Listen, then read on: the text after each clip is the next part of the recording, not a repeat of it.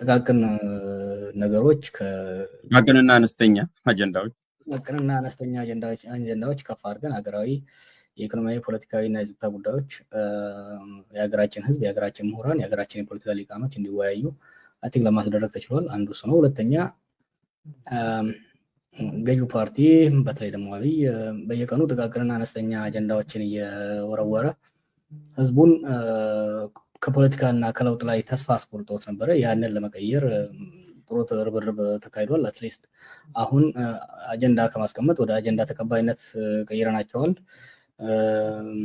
እና ጥሩ ነው እየሄደ ያለው። ጥሩ።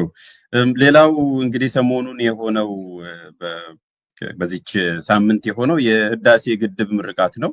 ህዳሴ ግድብ አንተም ሐሳብን ገልጻል በእለቱ ዝም ብሎ የኮንክሪት ክምር አይደለም። የህዳሴ ግድብ የብሔራዊ ምልክትና እንዳውም በተገቢ ሁኔታ ከተጠቀምንበት ለሀገረ መንግስት እና ብሔረ መንግስት ግንባታ እንደሚያገለግል ሶሻል ኮሄዥንም ለማምጣት ወይም የማህበረሰብ አንድነትን፣ አጋርነትን፣ አብሮነትን ለማጠናከር ልንጠቀምበት ይገባል። ይሄ ማሳያ ነው ብለም ገልጻል። ባለፈው ግን ያው በቃለ ምልልስ መልክ ስላልገለጽክ የህዳሴ ግድብ በመመረቁ እንዴት ተሰማ ሳይሆን እዛ ስለገለጽከው የህዳሴ ግድብ እና አንተ ያላችሁ ቁርኝት ምንድን ነው? ለምሳሌ አንተ ጎል ካገቡት ውስጥ ነው? ካቀበሉት ውስጥ ነው? ከበረኛው ነህ? ከተከላካይ ነህ? ከአጥቂው ነው? ከየትኛው ነህ? በዚህ አይ ቲንክ እንደዛ ክላሲፋይ ማድረግ የሀገራዊ ፕሮጀክትን ፋይዳ ለመረዳት ነው። በቅርቡ ማን ሚዲያ ላይ ስለነበረው የህዳሴው ግድብ ሁለት ዋና ጥቅሞች አሉት። አንዱ ከጂኦፖለቲካ አንጻር ግብጽ በውሃ ሀብታችን ላይ እንዳንጠቀመው ጋሬጣ አድርጋ የነበረችውን የበላይነት የሚሰብር ምንም እንኳን ኤሌክትሪክ እንኳን ባታወጣም ውሃው መገደብ፣ ውሃው መቆጣጠር፣ የውሃው ፍሰት ብዛትና ፍጥነት ጊዜውን መቆጣጠር መቻላችን የሚሰጠን ለቨሬጅ አለ። this is very significant ወደፊት በተፋሰሱም ላይ በሌሎች ጉዳዮች ላይ ለማድረግ ለምናስባቸው ፕሮጀክቶች ከግብጽ ጋር በምናደርገው ድርድር ኢትዮጵያን ብቻ ሳይሆን የላኛው ተፋሰስ አፐር ሪፐሪያን የምንላቸውን ሀገራት አቅም ያሳደገ ኮምፓራቲቭ አድቫንቴጅ ያሳደገ ባርጌኒንግ ፓወራችንን ያሳደገ የመደራደሪያ አቅማችንን ያሳደገ ነው። አንዱ እሱ ነው። ሁለተኛ ለዶሜስቲክ ፖለቲካው ደግሞ ስትወስድ በውስጥ ፖለቲካችን ይሄ የኢትዮጵያ ህዝቦች ተረባርበው ፕሮጀክቱ ለዚህ መድረሱ አይ ቲንክ ኢትዮጵያን አቅም ከፍ የሚያደርግ ነው። ነገር ግን ትርክት በጣም ወሳኝ ነው። የሀገራዊ ፕሮጀክት በሀገራዊ ትርክት ነው መሄድ ያለበት። ይሄ ፕሮጀክት የቅብብሎሽ ፕሮጀክት ነው። ከንጉሱ ጀምሮ የታለመ በመንግስቱ ጊዜ የሚቀጠለ ከዛ በኋላ በመለስ ዜናዊ ዘመን እውን የሆነ አሁን በኃይለማርያም ራሱ እኮ ክሬታ አይሰጠውም እንጂ እንደዛ አይነት ከፍተኛ የውስጥ ፖለቲካ በተለይ የፓርቲ የውስጥ ፖለቲካ ጫና ያለበት ይህን ፕሮጀክት ማስቀጠሉ ሙስናው ስርቆቱ እንዳለ ሆኖ ራሱ ማስቀጠል መቻሉ ዲዘርቭስ ክሬዲት። አብይም መጨረሱ ክሬዲት ያስፈልገዋል። ግን በአጠቃላይ በሰዎች ላይ የተንጠለጠለ ሳይሆን ኢትዮጵያን የሚጠቅመው በተለይ ደግሞ አሁን ካለን ፍራግመንቴሽን የውስጥ ተቋማት የባህል የማህበራዊ ተቋማት መፈራረስ አንጻር ራሱ እኮ የሚገርመው ብልጽግናዎች አሁን ባለፈው አመት ጀምሮ አንዱ የሚሉት የጋራ ትርክት መገንባት አለብን እያሉ የጋራ ትርክት ግን በሞርታል በሆነ በሟች ሰው ላይ ሊመሰረት አይችልም። ኢሞርታል በሆነ ህዝቦች ኮንትሪቢዩት ባደረጉበት ፕሮጀክት ላይ ነው መገንባት የሚችለው እና ያንን አይ ቲንክ በደንብ አስርጾ መሄድ ያለብን ይህ ፕሮጀክት በሁለቱ ጥቅሞች ላይ ያነጣጠረ ትርክት ማጠንከር ያስፈልጋል። ለዛ ነው የክሬዲት ሽሚያው ብዙም ጠቃሚ አይደለም። ሽሚያም ቅመም አለበት። ይሄንን አንተን እንዳውም አንዳንድ ጊዜ ሀቁ መነገርም ስላለበት ነው። ኦፍ ኮርስ ክሬዲት ላይ ያስፈልግ ይችላል። ምክንያቱም ያመንክበትን ያደረግከው እንዳንድ ዜጋ የሀገር ነገር አሳስቦ የነገም አሳስቦ ነው። ዛሬ ላይ ሆነ ስታስበው የዛሬ 2010 እና 11 ላይ አርቲክሎች ጽፍ የነበረው አሁንም ፌስቡክ ላይም አለ፣ እንደገና በጆርናል መልክም አለ። ግን ፕሮቮኬቲቭ የሆነ ጥያቄ ተጠይቀ ነበረ ከግብጽ ጋር አንተን ነካክተውና ለዛ የመለስከው አጭር መልስ አለና እሱን እንስማ ውስጥ ሪካርድ እኮ በጣም ክሊር ነው። ከነመለስ ዜናዊ ጋር ከውጭ ጉዳይ ሚኒስቴር ጋር በገዚህ ጉዳይ ላይ ስጽፍ ስናገር ዲያስፖራው ይሄ የወያኔ ተላላኪ ላይ ነበረ። በናይል ጉዳይ ላይ ስጽፍ ዛሬ ኖ ወያኔን እንጥላለን፣ ወያኔን እንታገላለን፣ ብሔራዊ ጥቅማችንን ግን እናስጠብቃለን፣ የውስጥ ትግል ይቀጥላል፣ የውጭ ጥቅማችን የሚጻረር ኃይል ጋር ግን መሰለፍ የለብንም ብዬ በመከራከርበት ወቅት ሲያጠለጥሉኝ የነበሩ መለስ ዜናዊ ነው በስኮላርሺፕ ልቆት ያስተማረው ሲሉ የነበሩ ሰዎች ዛሬ ደግሞ ተገልብጠው እነሱ የብሔራዊ ጥቅም አስጠባቂ እኔ የብሔራዊ ጥቅም ሻጭ አያረጉትም ነበር እኮ ነው ማለት። መለስ ዜናዊ ግን በብሔራዊ ጥቅም ላይ የሚደራደር ሰው አልነበረም፣ የሚጠረጠርም ሰው አልነበረም። የራሱንና የራሱን ቡድን የበላይነት ገንብቷል ኢትዮጵያ ውስጥ። ግን ለዚች ሀገር ከሰራት ውስጥ አንዱ ትልቅ ነገር ይሄንን ግድብ እዛ ቦታ ላይ መስራቱ ነው። ይሄን ግድብ በሚስጥር በከፍተኛ ፍጥነት ነው የሰራው። ይሄንን ይመስል ነበር ጀዋር። እና ምን ሆነ ነው በዚህ መልኩ መልስ ለመስጠት ማብራሪያ ለመስጠት የሞከርከው? ይሄ 2000 ሳትታሰር በፊት ነው አይደል? ኦልሞስት 5 ዓመት በፊት ባልሳሳት። አዎ አይ ቲንክ የመጨረሻ ኢንተርቪው ነው መሰለኝ ከ2 ነው 3 ቀን በኋላ ታሰርኩ።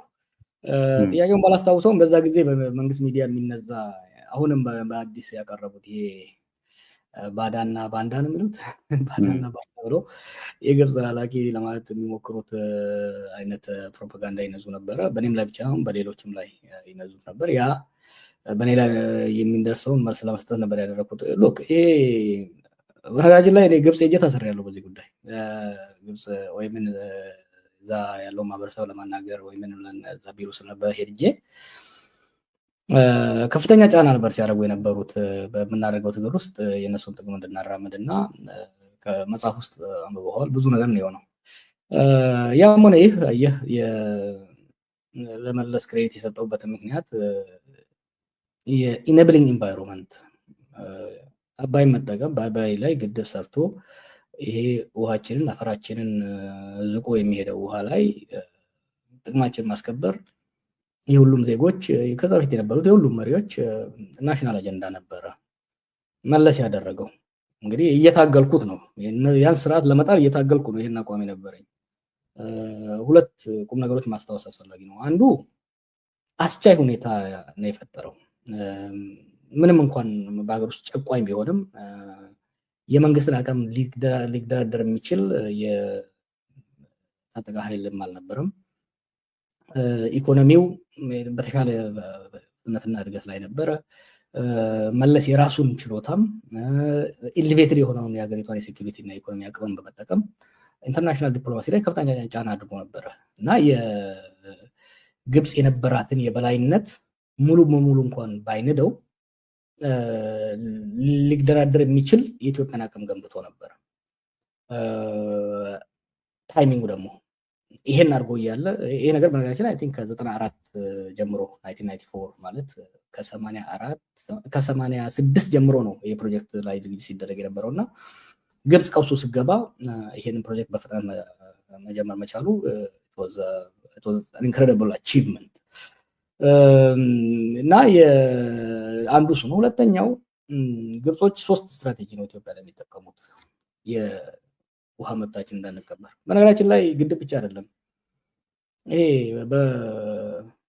አይ ቲንክ ጁኔዲ ሳዶ መሰለኝ ነገረዋን የቀድሞ ኦሮሚያ ፕሬዝዳንት ነው አንድ ጊዜ ያስረዳኝና የቦትል ውሃ አይደለም ይሄ አዲስ አበባ ላይ የሚሸጠው የቦትል ውሃ የታሸገ ውሃ ይሄ አዲስ አበባ አካባቢ ያለው የሸዋ ውሃ ወደ 2 ነው የሚፈሰው። ወደ አዋሽ የሚፈሳል፣ ወደ አባይ የሚፈሳል እነ ጀማን ጨምሮ ማለት ነው። ወተር ቴብሉ ማለት ነው። የታሸገ ውሃ እንኳን የምናወጣው ወደ አዋሽ ከሚፈሰው ነው እንጂ ወደ አባይ ከሚፈሰው ማውጣት አንችልም። ማንኛውም የዓለም አቀፍ የዩሮፒያን፣ የአሜሪካን፣ የአይኤምኤፍ ሌላው ገንዘብ በሙሉ በአባይ ተፋሰስ ላይ ትንሽዬ ቧንቧ ተክለ ውሃ እንድትጠቀም ስራ ላይ እንዲውል አይፈቀድም። በጣም ስትሪክት የሆነ ዶሚናንስ ነው ያላት ግብጽ ካላት በሚድል ኢስት እና በሌላ ካላት አንፃር ማለት ነው። እና ያንን ሁሉ ተቋቁሞ ጊዜውን ጠብቆ እና ሳሊኒ አሁን ባለው ሲናገር ሰምቼው ነው ራይት ሙቭ እና የግብጾች የሚጠቀሙት አንዱ የውስጥ ግጭትን ማባባስ ነው። ሁለተኛ ከጎረቤቶቻችን ጋር ማጋጨት ነው። ሶስተኛ ኢንተርናሽናል ፕሬሸር ነው እና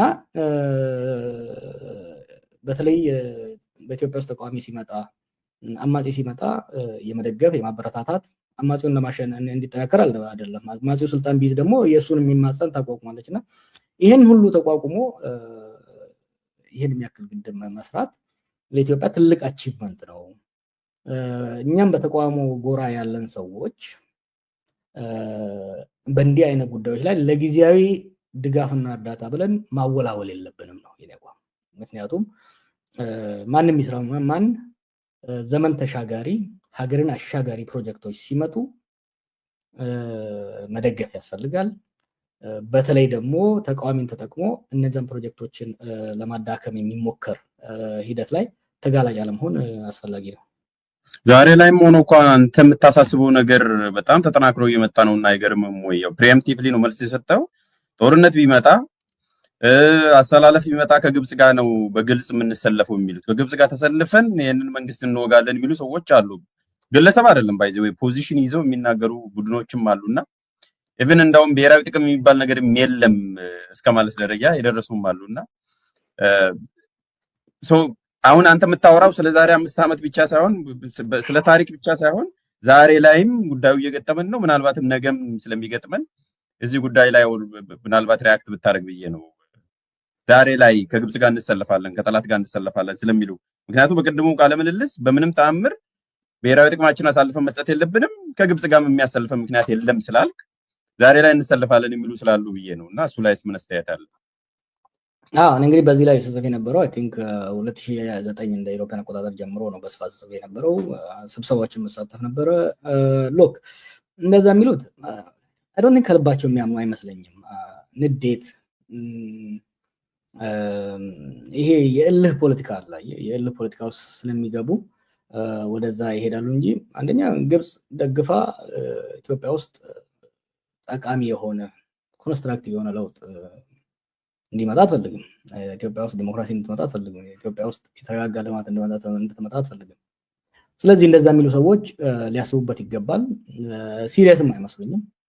ምክንያቱም ዛሬ እኔ እናንተ ፓርቲ አቋቁመን ግብጽ ደግፋን ስልጣን ላይ ብንወጣ ነገ ደግሞ እኔ እናንተን ወንድም አማጺ አድርጋ ታመጣዋለች።